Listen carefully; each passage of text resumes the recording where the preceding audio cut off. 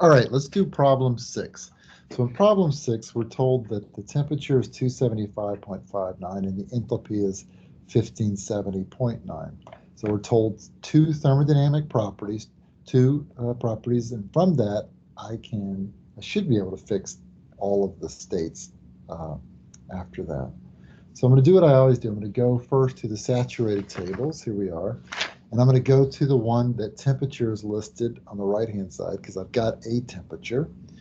And let's see here. The closest temperature is 275. And I know that the given enthalpy is 1570. So for sure, I can see that 1570 is clearly between 1210 and 2700, even if it's just a little bit off because the temperature is a little different. This is going to be a saturated liquid vapor mixture. So I'm just going to go ahead and write that down. Saturated liquid and vapor mixture. You don't want to write just mixture because that's not specific enough. It could be a liquid ice mixture, right? So you want to be very specific in thermodynamics. Okay, so now we need to figure out what the quality is because we're somewhere under the dome and what the pressure is. So the strategy is, given that I'm not on the table here, I want to construct my own table. So what I've done is I've written down the temperature, the pressure, H of F and H of G, the saturated liquid and vapor enthalpies. And then I wrote down 275.59 because that's what I know, and 1571.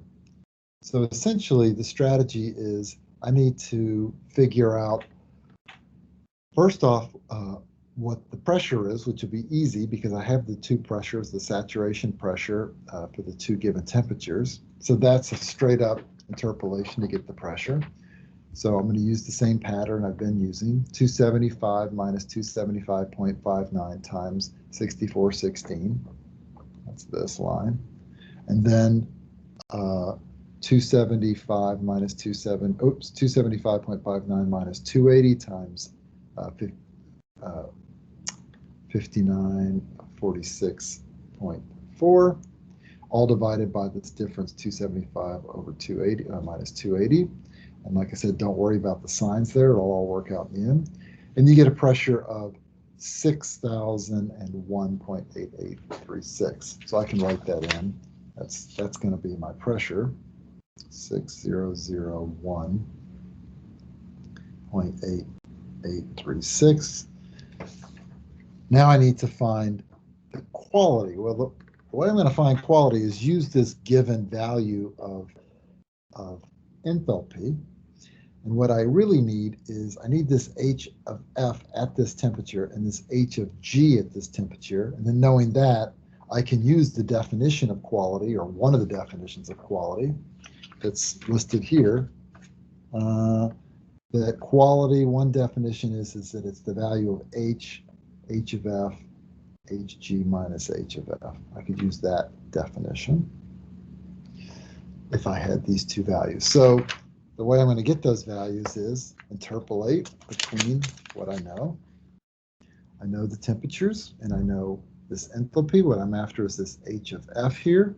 So 275 minus 275.59 times this 1336.7, 275.59 minus 280 times the 121017 divided by the distance, 275 over 280, I get 1213.3. So that can go right here, 1213.3.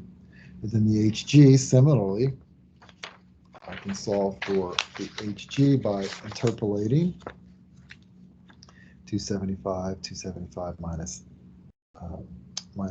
275.59 times this 2779.9, 275.59 minus 280 times the 2785.2, all divided by 275 minus 280. That gives me this 2784.5.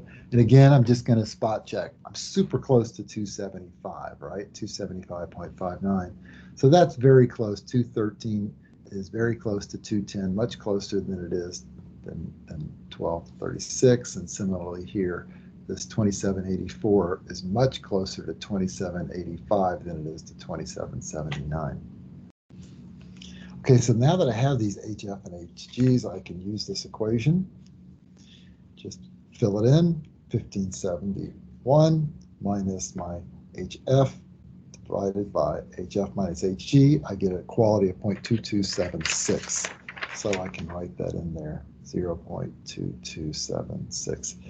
One more thing I thought I might mention, this 275.59, if I flip over, the reason I picked this one was because it's exactly on this chart where the saturation temperature has got a lot of significant figures, and the pressure, the saturation pressure is in the first column.